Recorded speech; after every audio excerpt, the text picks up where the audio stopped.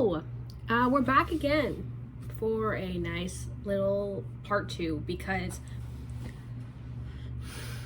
things have passed the point of comprehensiveness. It passed the point of any excuse and have passed the point of my personal sanity. So we're going to start with a trigger warning about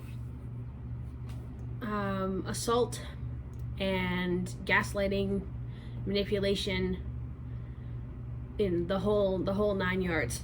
And I also want to talk about that I don't make money, obviously, but if ads and stuff play, that's not, I don't have control over that. Literally it says like when you're not monetized that YouTube can just put whatever they want on the video. So if there are ads or mid-rolls or anything, wasn't me. Just want to preface with that. Teddy Fresh X SpongeBob for the good vibes. Squishmallows present. And yeah, so I was gonna actually make a video on Jenna Marbles' apology video and why that was accepted widely, unlike the other ones. But then I saw the Twitter thread yesterday that Jessie Smiles put out of the phone call she had with Gabbie Hanna. And after looking at the Buzzfeed article, I read that this morning. I am sick. I'm sick and tired. I'm sick. And we are gonna talk about that today. Also, makeup looks on TikTok again. Tag below. So, we're gonna first start by speed running the Buzzfeed article, and then we're just gonna get into Jessie Smiles. And that's gonna be the whole video. Hopefully, there will be some sort of brevity to everything. So, starting with the Buzzfeed article, I want to bring up something from Richard Weaver's Rhetoric called God terms. This refers to terms that would purposefully draw emotion from people. He specifically talks about stuff more in the early 1900s. So when he said, like the ones that he says are socialism and communism are God terms. Nowadays, you'll have, those are still God terms. So would a word like Republican or Trump supporter would also be a God term to throw into an argument that it would force a certain reaction out of somebody. However, social media has its own set of God terms. Ones that people tend to like to utilize in their arguments to make people have some sort of pity for them, despite the fact that often the influencer is in a much more desirable position than the people that they are pleading to. So let's start. I only highlighted excerpts of the article. I'm not even going to try to entertain reading the whole thing, because it was also just, like, the writing is piss poor.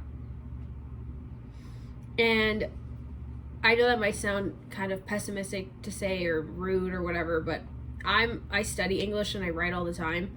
And this is just like the weird emphasis of underline and the use of punctuation and parentheses over excessively is just really annoying and takes away a lot from it as well. So we're just going to read and discuss my little highlighted sections that I have. So I highlighted, first, in 2017, people criticized Hanna for making a video about a classmate who died of drug overdose without consulting the family first. So this is just a section where they're outlining the scandals that begin. It's interesting to open with that, then to put in parentheses, Hanna apologized in a follow-up video. It's just interesting that this writer aligns so steadily with Gabbie Hanna's philosophy on I can say sorry for whatever I want and you have to forgive me and you owe me that. I just think that it's interesting. I wonder if there was some sort of screening of the person, because we'll go through this later too. It's just a little bit too fitting. It's too fitting, to be frank. Also, for audio stuff, I will hopefully get a microphone soon. I don't know. I'm waiting out my birthday, and then if not, I'll just buy one after that. But for now, I have too much things to pay for. So if it's Poppy or whatever, I can't pull the audio separate because this is an iPhone file and my Windows computer doesn't like it, and there's just, the audio is a whole thing that I just frankly don't have time to kind of fix piece by piece. So if there's any issues, I apologize, and hopefully over time I'll be able to improve my kind of vibe here. So then it goes into the Kenza Cosmetics brush scandal, and it says, but instead of apologizing, she blamed her audience. Are those amazing, high quality, can't even believe it great brushes? Hanna said in a response video while doing her makeup with the offending brushes. No, I also never said they were. But what she said was, these are $80 brushes for free. And at one point it said that you wouldn't be getting your brushes till after Christmas, since, you know, they're free brushes and you're ordering free brushes, so there's going to be a high order volume. So I was very confused why everybody was making such a big deal about not getting their brushes yet, when the website was pretty clear about not getting your brushes for a while. Essentially. Now, that's like saying, hey, we're heavily discounting this expensive car. Let's say something like a Porsche or Maserati.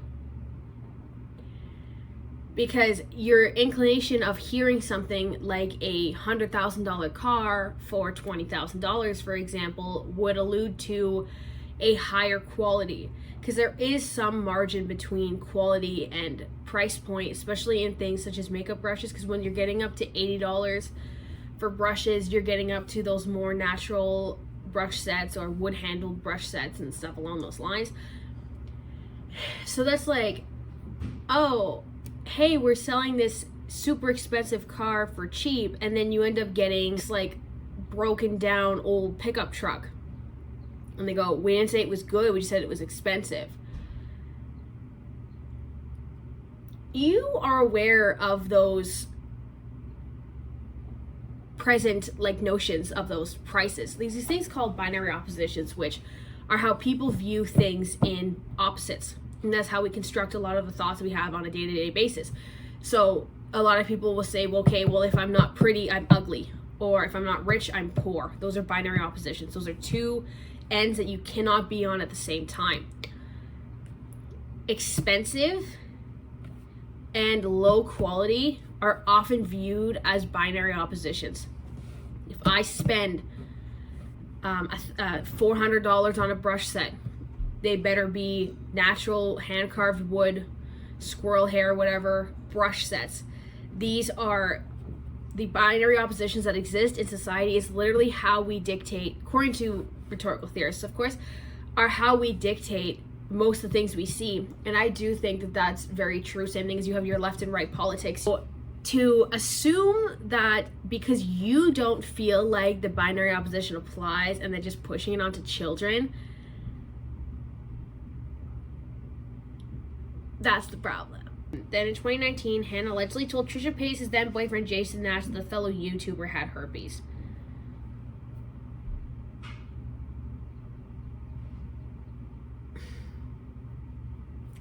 We all know what the problem is with that one, I think. Because that's just, I'll just let Gabbie Hanna say it herself, that she's looking for drama. What? I'm malicious. I'm drama seeking. Because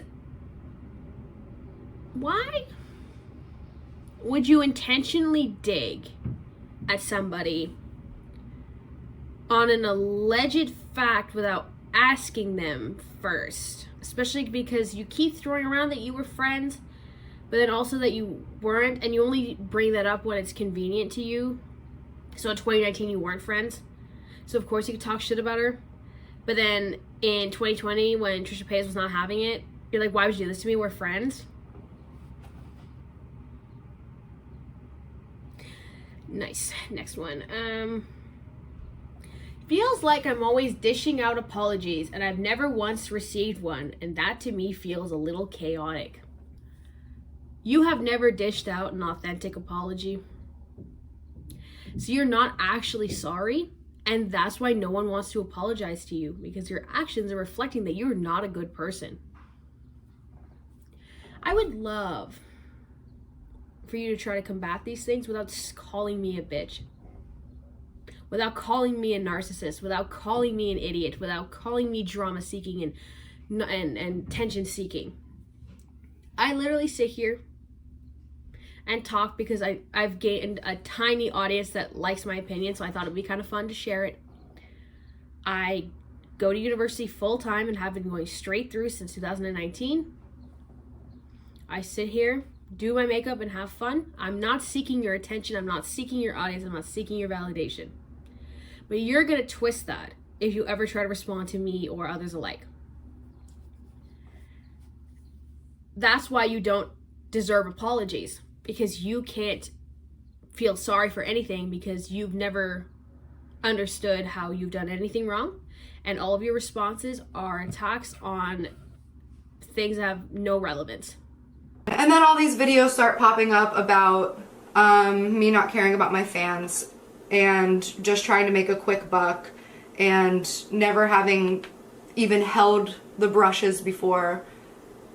I am not hating this makeup look, actually. And now I've talked to several people who have all said that they got their brushes. And I guess my question is, where is all that energy that everybody had whenever people were accusing people of scamming their audience, but then people started getting their brushes and nobody was publicly saying that they were getting their brushes? Fuck you. Fuck all of these people for what they've done to me. And for them to be tweeting right now, I'm playing the victim. I am the fucking victim. Okay, then it goes into Jessie Smiles, and then they put in parentheses whose real name is Jessie, that's his Spanish name, I think. Vasquez. I'm French, I'm not Spanish. Sorry, I don't, when Q's are pronounced as Becky, but I don't think that's French. If it's French, it's probably Becky, but anyways. I don't like they put her real name in. I feel like that serves pretty much no relevance besides, given the context of this article, almost a way to fuel people finding her. That's just a tinfoil hat again. And then it says, accused her ex-boyfriend Curtis Lepore of raping her in 2013. Hanna had continued to stay friends and collaborate with him. So, get into the phone call part later. But when Gabbie Hanna's like, oh, well, I'm allowed to collab with people, I asked him his side, but he ended up telling me the same thing. He didn't even lie. You don't need to ask somebody when they are charged for admitting it in court. Or what, you know what I mean? Like when they come forward and are like, yeah, I did it, plea bargain kind of thing to reduce charges. If two people got in a fight where you're talking, like it's maybe two girls, let's say, oh, you're talking to this guy I like, how dare you? Or why are you friends with his girlfriend? I liked him first. That's when you can go, maybe I'll hear the other person out because you sound like you're kind of saying some weird stuff. Very petty things that don't matter on a large scale. Then you can kind of go into those kinds of details. But when someone is charged with something, what side of the story are you trying to get? The one of the court documents? Like, you don't need to do that. There's no excuse for that. I thought that was one of the stupidest responses I could have possibly had. It's so weird to have such idiocy come from someone who thinks they're such a genius. But that's besides the point. I'm also very triggered, so if I'm kind of mean, you know, I don't know. I've just had it, and I just can't believe that this is still happening. And I just don't think people like this should be allotted some sort of platform to further their ideas. And also, it gets worse lower. That's kind of why I'm so pissy. So yes, it says she can't move forward because they won't let her. Everything she posts is another reason for them to bring up the exploited dead teen, the allegations of being rape apologists, makeup brushes, etc. That's because you never apologize, and you never apologize authentically, and you've never actually tried to help anyone besides yourself with anything. And that's why people, and also because the actions you're doing now are reflecting that pattern of behavior. So people are seeing the pattern of behavior that keeps coming up over and over and over again. They're going to bring up, oh, this is why we think this. Proving with fact over specific circumstance makes a more valid argument. So people aren't going, oh, you just kind of always had a weird attitude. And, you know, they're saying, no, you have reflected aspects of money hungriness, narcissistic tendencies, aggressive tendencies. This is why you are doing this. They're not going, oh, well, I feel like, you know, that you're reflecting, you know, just some sort of, like, they're taking the facts from the circumstances instead of the circumstances themselves.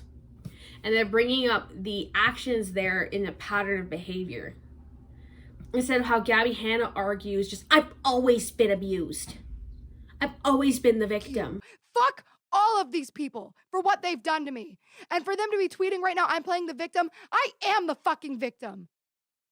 You have abused me and lied. And I'm telling you guys again, there's a fraction that you guys know. That's circumstantial argumentation, which is not good. Doesn't really do anything. That's why he said, she said type of arguments are the weakest in court, for example. When she says, I honestly just want to be left alone, but they can't resist, it's just projection. Because she can't leave anybody else alone. Oscar Wilde, Trisha Paytas, Jessie Smiles, what's his name? Dominic something. You know, all these, well, the list goes on, babe, you know. And there's a point where they say, like, she says, okay, well, Logan Paul did the Forest video and he's fine. Yes, it's because Logan Paul didn't continue to make Forest videos. Logan Paul didn't then go to, let's say, like his brother, exploit gambling for teens, essay somebody, you know, assault people, that kind of thing. Logan Paul had the poor action and then just kind of stopped. You don't stop harassing people. You don't stop blaming your fans or harassing your fans. You don't stop weaponizing people. It's because you're not stopping. Which is so insane that you can't just figure that out. But I'm reading a lot of this because I'm just like frustrated when I'm anxious or whatever. I kind of just like throw my hands around.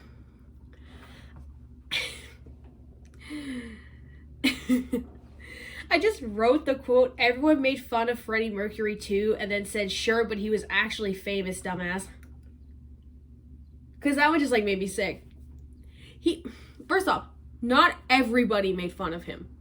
Freddie Mercury had a huge, substantial fan base and is a legend in the music industry to this day. And Freddie Mercury was not being made fun of for being a bad person and harassing people and calling people names and defaming people and putting false allegations forward multiple times from multiple people. So you're being made fun of because you're not a good person. So you're not going to get the same acclimates as someone who's not horrible. I'm gonna, like, I've gotten to the point she's a horrible person. Like, I can't beat around the bush because there's just so much that comes up that I can make videos on this forever. It's just also the quotes in this, they make me sick. They make me sick. It's also the fact that, like, the lady who wrote the article was not allowed to be in the room with her without her publicist. She knows that she talks out of her ass, like, way too much, so she needs someone there to kind of tie things back together. I get all these comments of people talking about my nose, saying I'm a Fruit Loop bird or calling me Pinocchio and shit, and she said, I can't say anything about that. And I just said, we aren't making fun of your nose. Making fun of your scream rants on your podcast. I'm not going to show you the facts and the evidence because I'm 29 fucking years old. And I'm not going to sit down and make a video with screenshots exposing my bullies. These are bullies. These are high school fucking bullies. And they want to come at me and say, you're 29 years old, how you're acting? Fuck you. You're in your fucking 30s.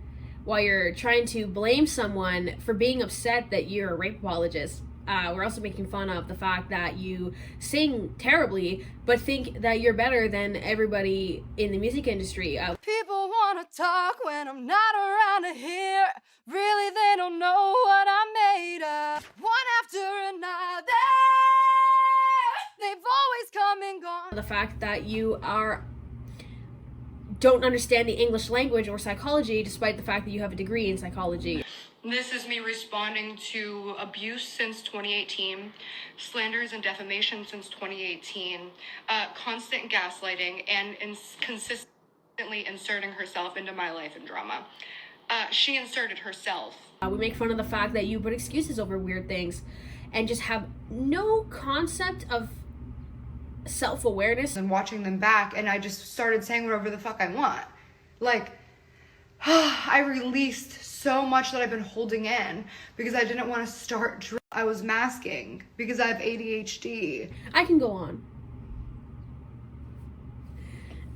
Anyways.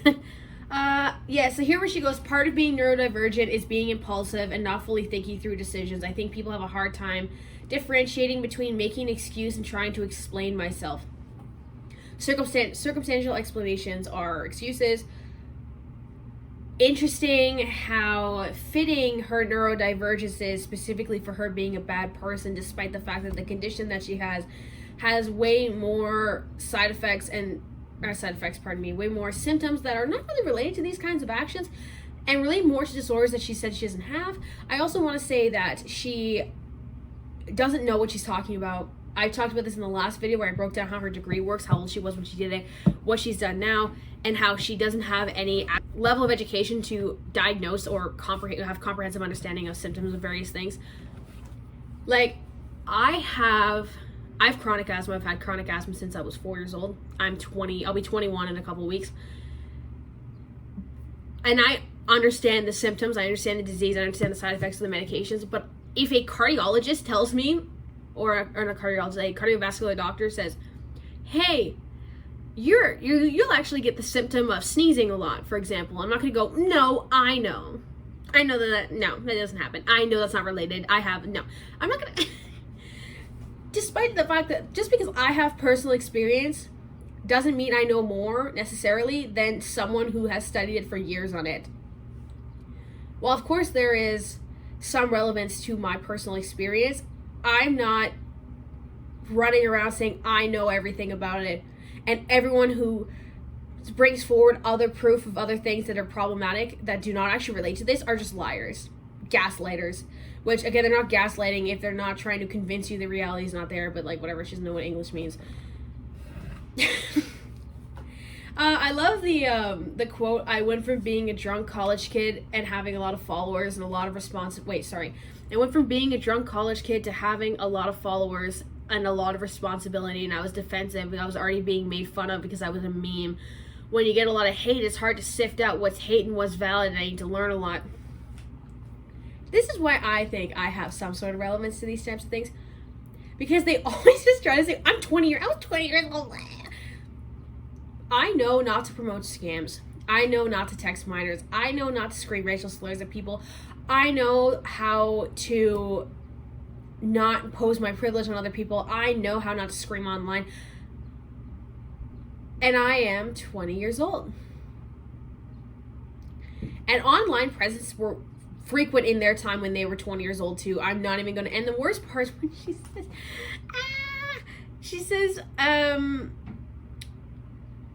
she talks about how when she was in 2018, she promoted the brush scandal or whatever. She's like, oh my god, I was so young. You were 27 years old. You were 27 years old. You lived Jimi Hendrix's entire life.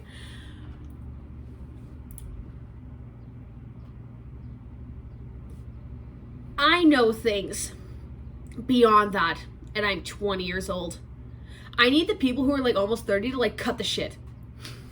You cannot use the excuse, I'm young. I honestly think I can't, and I'm 20. Okay, I think the like I'm young kind of thing is when you're like 16. For the level of action that they're doing, there's no oh my god, I was so young. I was 27. I could have a mortgage and I can rent a car. Like I can't even rent a U-Haul. Like I can't sign my own lease in Ontario because I'm too young. And I know that blaming things that I've done wrong on other people, especially on a large scale, is bad, apprehensible.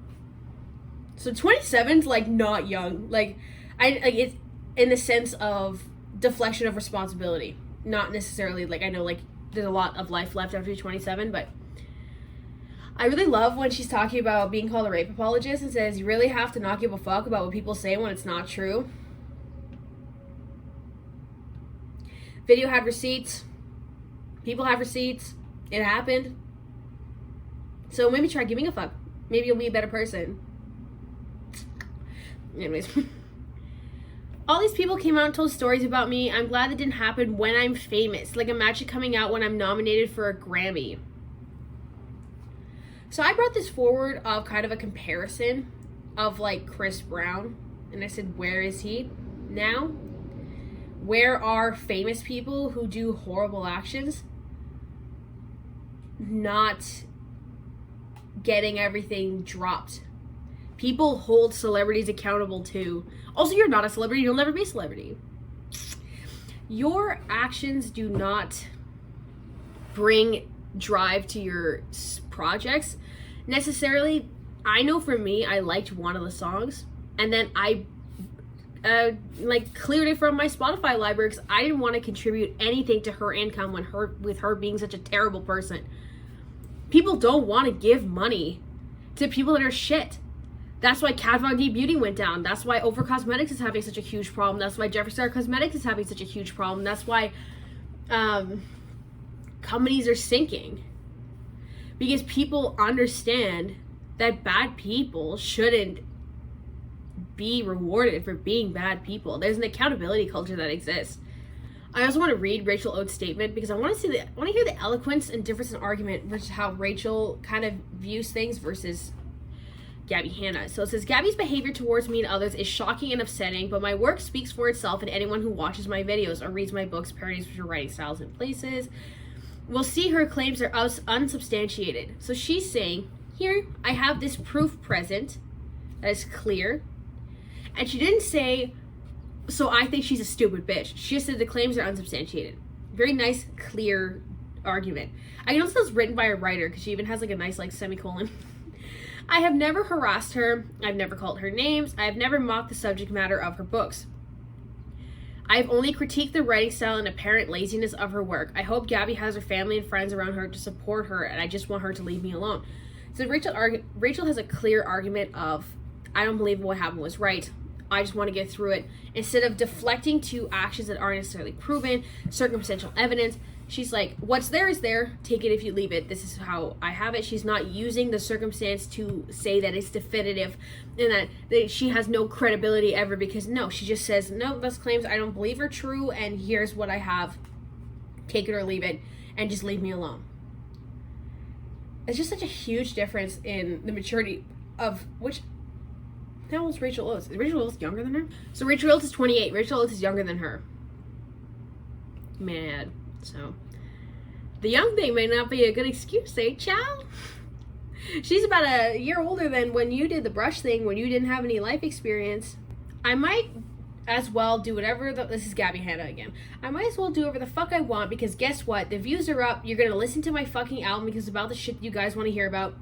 Again, I just went into that people actually do not believe in those kinds of things anymore on a large scale. You're gonna watch my series. I'm not. I'm probably gonna watch this with somebody else. Hopefully we got some reaction channels. If not, maybe I'll do it and then let y'all watch it through me, because I don't know if anyone wants to support her. I don't. If I can avoid it. You're gonna read my book? Not if I'm paying for it. You're gonna I don't mean like piracy, I mean like library rental, something like that, because I'm not gonna give you money because you're a bad person.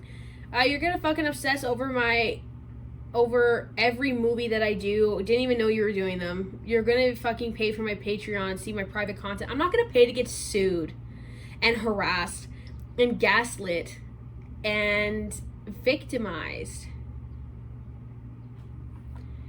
I'm gonna link the video about that goes into that, because I can't find the Google Doc, so I don't want to go into like I don't want to filter my opinions through somebody else's, because I just don't feel like that gives me enough validity in my own personal statements. So I will link that down below. You can watch the video about the Patreon and everything. Okay, so that's the end of that beautiful, beautiful Buzzfeed article that was written so badly. Buzzfeed, hire me. I know how to use commas.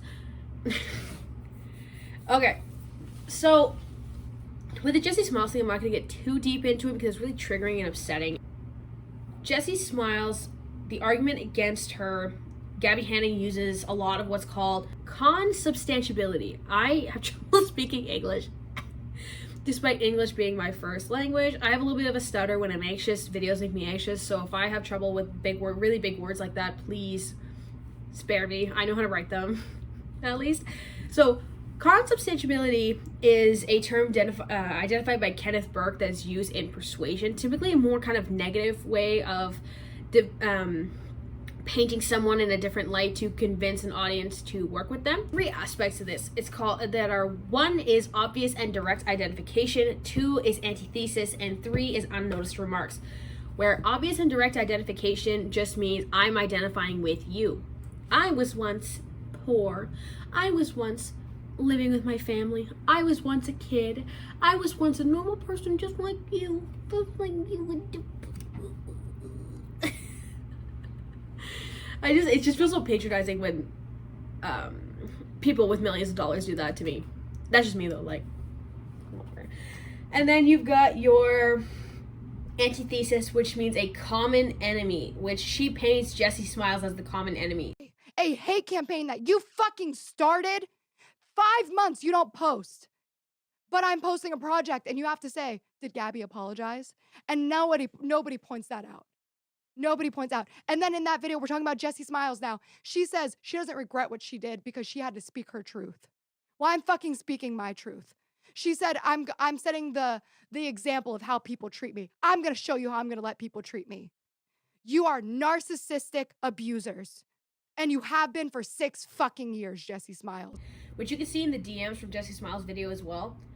Also, common enemy is Jen Dent. People that just are against Gabbie Hanna is the common enemy because they are defaming me. They are therefore defaming something that you love, and by trickle down the kind of ladder, defaming you in a way. And then unnoticed remarks means relating through language. We're fighting this. We, us, you. Which is just so prevalent. I'll put in the clip where she says, I'm bringing my fans. It's all about my fans. Fine, and just sue me. And we'll see what happens in court. And then we don't have to bring our followers through this. We don't have to bring our fans through this. And we get to the bottom of what's been, hurting you. Just sue me and then we won't have to bring our fans into this. I'm more interested in bringing my fans into it because those are the ones who are affected. But I don't want your money, Jessie. I do not want your money. Bringing the fans in is a huge unnoticed remark. And then, like I said, the fact she's bringing the fans in against Jessie Smiles is the common enemy, and the identification she does kind of through her parasocial relationship is she uses consubstantiality. I'm such trouble saying it. I have to read it off for like the syllables every time.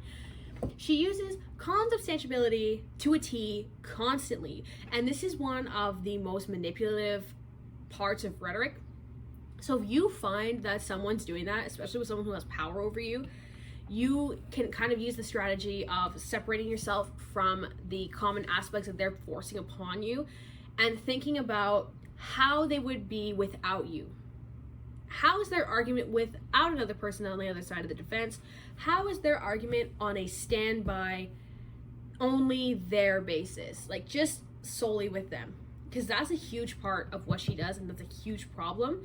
That how she's able to consistently fuel her manipulative nature and her credibility towards herself. And then I said deflection on her fans. And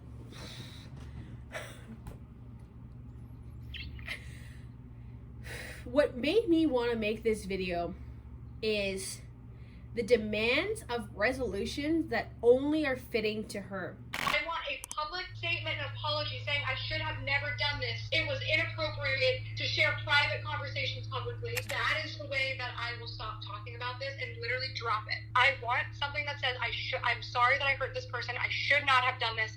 I shouldn't have shared private messages. And straight up, like, my lawyers will not let me drop this without an NDA because, like, I'm going to live the rest of my life wondering when's the next time Jessie's going to be like, you know what, fuck Gabbie. She did do this. I want to expose her again. And, like, that's where I'm at. It's like, genuinely just want it to be fucking for real over. I resolved for you because I apologized terribly. You must now sign an NDA, make a public statement, and make a video that I approve of to make me look better.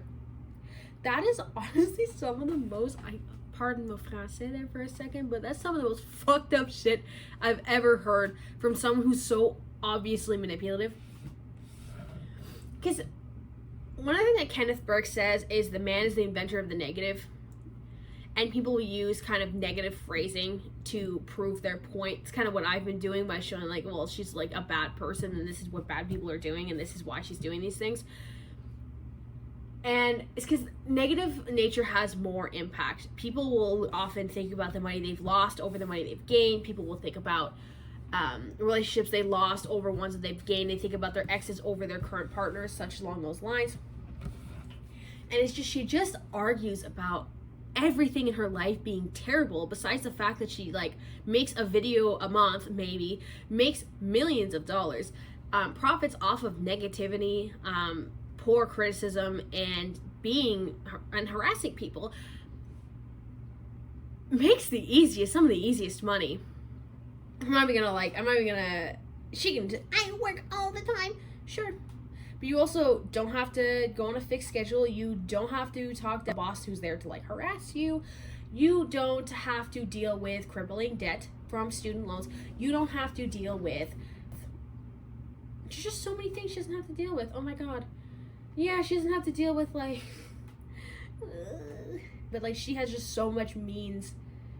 There's just so many things I'm thinking. I just don't have to worry about going to the dentist. Just not to, I'm just going off because I'm just like, there's just so much that I can't even fathom not having to think about. Yep. So that was just my argument with Jessie Smiles. I'll put in a couple more clips that prove my points a little bit further. Especially the antithesis is just insane of forming her as the common enemy. No, that's why we shouldn't. I don't want to. That has not helped me. I still have to clear my name, so I have to like keep doing this. You are narcissistic abusers.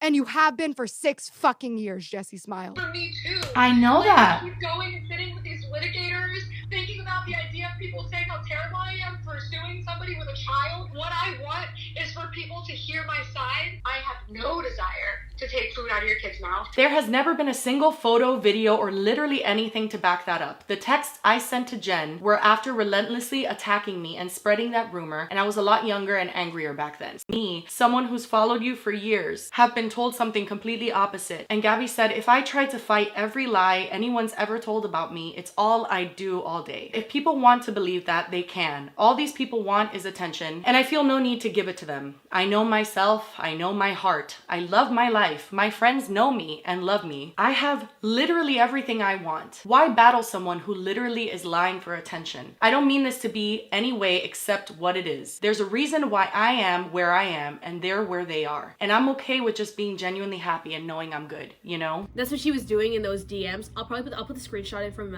Jessie Smiles' video. It's just horrific to watch someone with such a huge platform do these things. Anyways, that's the end of this. I will edit this, get it up this week. It is Tuesday today if I've taken a long time. And I hope, let me know in the comments what you would like me to do next, or what you would like me to talk about, or what you think about this. I hope this has some sort of reach, because I just feel like I've provided some sort of strategies to get past people like her. Or I hope that somebody gets some sort of feeling of resolution through understanding what's happening when people talk to people like this. And yes, I hope you have a great day.